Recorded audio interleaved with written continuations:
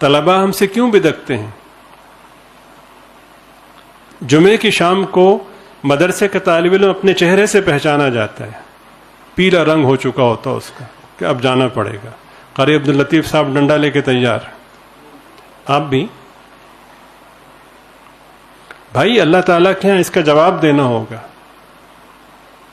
دنیاوی تعلیمی اداروں میں بعض ادارے بہت تکلیف سے کہنا پڑتا ہے کہ اتنی شفقت سے ان اداروں میں پڑھایا جاتا ہے کہ چھٹی کے دن بچے روتے ہیں کہ آج ہم اسکول کیوں نہیں جا رہے. میں نے اپنا رب کا قرآن پڑھانا ہے، میں جلاد بنا بیٹھا ہوں. میری حرکت سے، میری شدت سے، اور میں اپنے خیال میں بڑا نیکی کا کام کر رہا ہوں. اور سلام ہے ان ماؤں کو جو بچے کو دوبارہ یہ کہہ کے بھیجتی ہیں کہ بیٹا جہاں جہاں پہ وہ چھڑی کا نشان ہے وہاں وہاں دوزخ کی آگ حرام ہے. ہمارا کیا بنے گا؟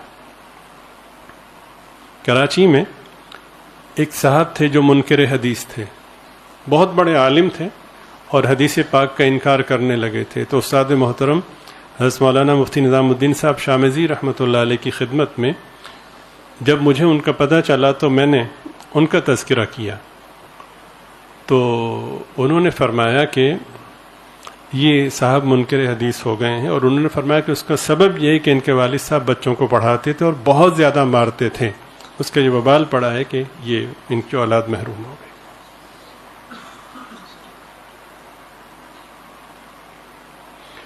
کتنا ہی گیا گزرا شخص کیوں نہ ہو، وہ بہرحال یہ سرمایہ ضرور چاہتا ہے کہ میری اولاد قیامت میں میری بخشش کا ذریعہ بنے، لیکن مجھ جیسے نالائق اساتذہ رکاوٹ بن جاتے ہیں. دیکھیں نا کتنا فرق ہے. اب ہمارے ہاں ایسا ہوتا تو ہم نے مذاق اڑا، وہ دیکھو یہ رکوع میں جا کے چل رہا تھا، ادھر مولانا عثمان صاحب نے قہقہ لگانا تھا، مولانا عبدالغفار صاحب نے قہقہ لگانا تھا، مولانا طہا صاحب نے کیا بھائی دیکھو جی رکوع میں چل رہا تھا. سید الانبیاء صلی اللہ علیہ وسلم نے معاملے کو سنبھالا. ٹھہرو بھائی، دین مجھ پہ نازل ہوا ہے، ہمیں کہنا ہے. تمہیں کیا معلوم کہ ایک امتی کی کتنی بڑی قدر و منزلت ہے اللہ کے ہاں. آؤ بیٹے ادھر آؤ. یہی تھا نا کہ رکعت نہ نکلے. اللہ تعالیٰ تمہاری اس سوچ میں، تمہارے اس لالچ میں اور اضافہ کرے. بیٹے آئندہ مت کرنا، بات ختم ہو گئی.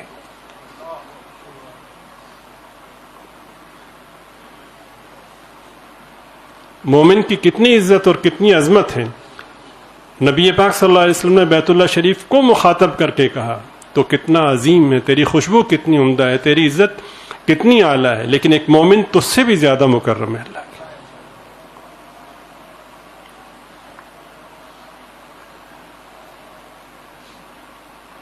کیسے ہم نظر انداز کر سکتے ہیں کسی کو؟ کس نے حق دیا ہے؟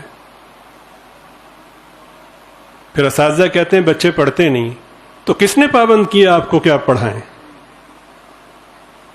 ہم اپنی نااہلی کو اس آڑ میں کیوں چھپاتے ہیں کہ بچے سبق یاد نہیں کرتے؟ بچے ہمارے طالب علم نہیں، ہمارے گھریلو ملازم ہیں.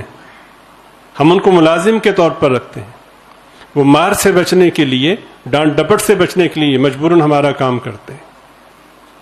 اس کا بھی اللہ تعالیٰ کے ہاں جواب دینا ہوگا.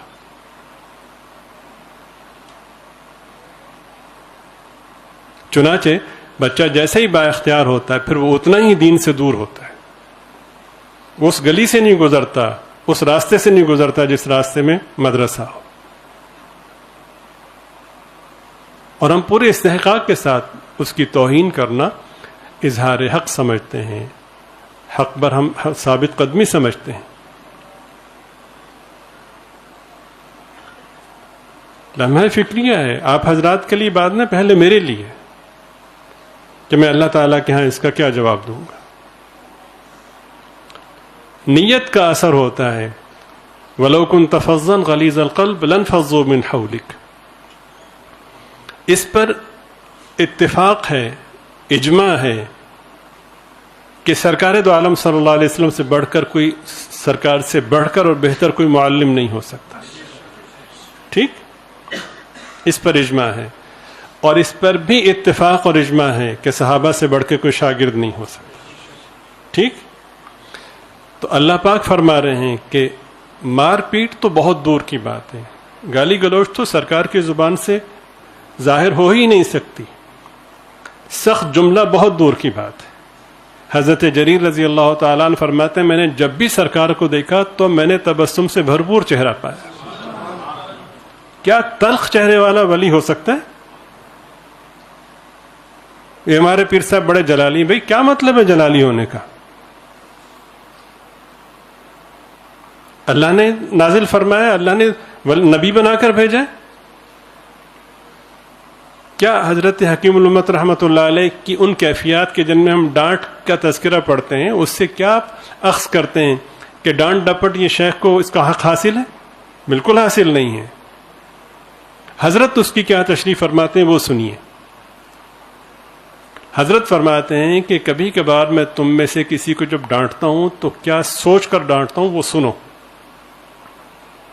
ایک ایک لفظ سونے کے پانی سے لکھے جانے کے قابل ہے اور پھر بھی حق ادا نہیں ہوتا۔ حضرت فرماتے ہیں کہ دیکھو ایک بادشاہ کے کئی سارے بیٹے ہیں، ظاہر ہے کہ وہ سارے شہزادے ہیں، تو ایک شہزادے سے کوئی کوتاہی ہوئی، بادشاہ نے درگزر سے کام لیا، پھر کوتاہی ہوئی، پھر درگزر سے کام لیا، پھر کوتاہی بار بار ہوتی رہی، تو بادشاہ نے سوچا کہ اس کو تھوڑی سی تنبیہ کرنی چاہیے۔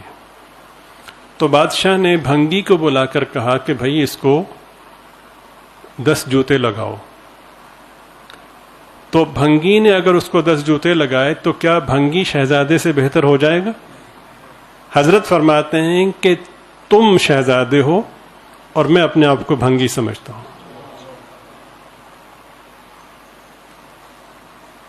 بولیے، یہاں تو آوے کا آوے بگڑا ہوا ہے۔ حضرت والا بہت جلالی ہیں۔ یہ کیسے حضرت والا؟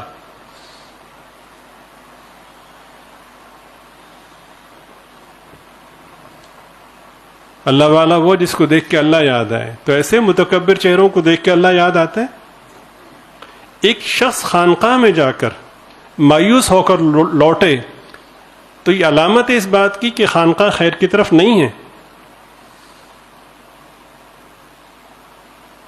اگر ایک شخص مولانا کے پاس آ کر، کسی بھی عالم کے پاس آ کر اس وجہ سے لوٹے کہ عالم کا رویہ ٹھیک نہیں تھا، تو وہ اپنے آپ کو نبی کا وارث کیسے کہہ سکتا ہے؟ عظمت انسانیت کی، مومن کی کیا ہے؟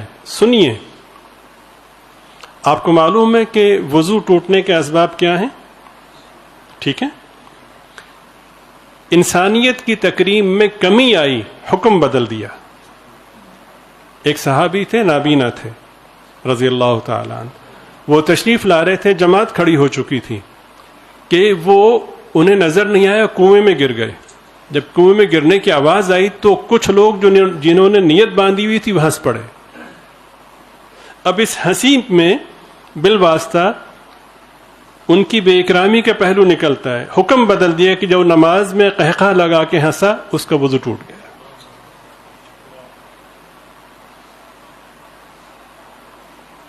حضرت تھانوی سے بڑے ہیں ہم؟ کیا کبھی سوچا ہے کہ اپنے آپ کو عوام الناس کے مقابلے میں بھنگی سمجھیں؟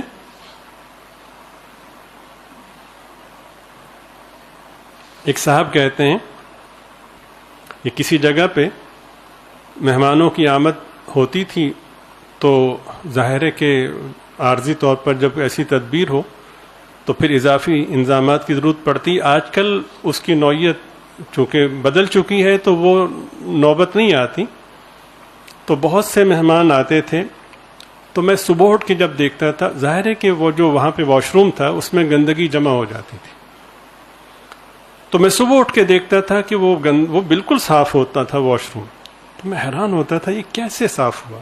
ایک رات میں نے سوچا کہ میں دیکھوں گا کون ہوں، کہ میں ساری رات جاگتا رہا، تو آخری پہر میں نے دیکھا کہ حضرت مدنی نور اللہ مرقدہ وہ ساری گندگی اس میں وہ جو پرات سی تھی اس میں ڈال کر دور جا کر پھینک کر کے آ رہے ہیں اور اس کو خود پاک کر رہے ہیں۔ ہم ان کے نام لیوا ہیں۔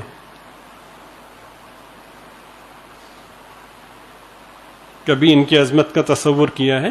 اس کے اسباب پہ غور کیا ہے کبھی؟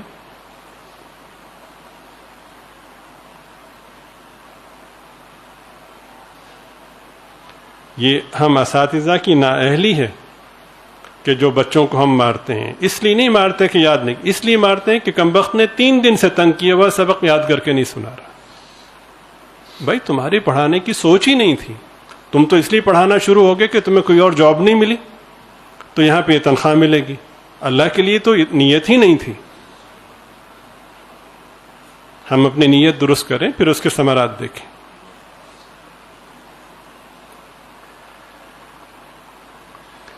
تو تلخی اور سختی تو بہت دور رہی. اللہ پاک فرماتے ہیں کہ اگر 2 چیزیں ہو گئیں, ایک یہ کہ دل میں سختی ہو گئی, سختی دل میں نرمی کے بجائے سختی کی کیفیت ہو گئی, اور دوسرا یہ پہلی یہ ہے کہ چہرے پر پیشانی پر ناگواری کی شکن آ گئی, اور دوسرا یہ ہے کہ دل میں سختی کی کیفیت آ گئی.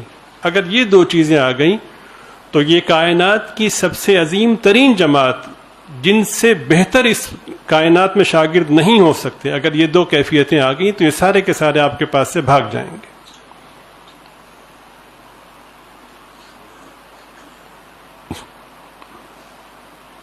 بچے بہت تنگ کرتے ہیں جی, بہت شرارت کرتے ہیں, تو بچے تو کرتے ہیں شرارت. بچے قابل اصلاح بعد میں, پہلے میں قابل اصلاح ہوں, میں محتاج اصلاح ہوں. مجھ میں کتنی برداشت ہے. جن اسکولوں میں سینکڑوں نہیں ہزاروں بچے پڑھتے ہیں, پورے سال میں ایک بچے کو بھی مارنے کی شکایت نہیں ملتی, تو وہ بچے شرارت نہیں کرتے. ہمارے مدارس کے بچوں سے زیادہ شرارت کرتے ہیں. پھر کیسے سروائیو کرتے ہیں؟ وہاں پہ برداشت کرتے ہیں کہ اگر ہم نے مارا تو ہماری یہ ملازمت ختم ہو جائے گی, مراعات ختم ہو جائیں گی. تو 40,000 50,000 یہ لاکھ روپے تنخواہ کے لیے اپنے اوپر ضبط کر رہے ہیں. اتنی بڑی جنت بدلے میں ملے گی, اس کے لیے ضبط کرنا نہیں آتا. اللہ کی رضا ملے گی جس سے بڑھ کے کوئی نعمت نہیں ہے. اور سب متفق ہو گئے.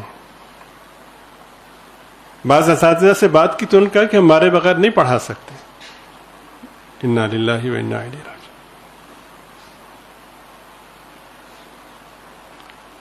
معمولی سے معمولی درجے کی تدریس کے لیے ایک نظام ہوا کرتا ہے, تربیت ہوا کرتی ہے, اور اس کے مختلف اصول اور ضابطے سکھائے جاتے ہیں. بدقسمتی یہ ہے کہ یہاں پر ایسا نہیں ہے. اور دوسری بدقسمتی یہ ہے کہ کوئی اور کام نہیں ملا تھا, چلو پڑھا لیں. نہیں, یہ اتنا گیا گزرا نہیں ہے. اللہ تعالیٰ کا دین ہے, اللہ تعالیٰ کا پاک کلام ہے. تو خیر, اللہ تعالیٰ ہم سب کو معاف فرمائیں.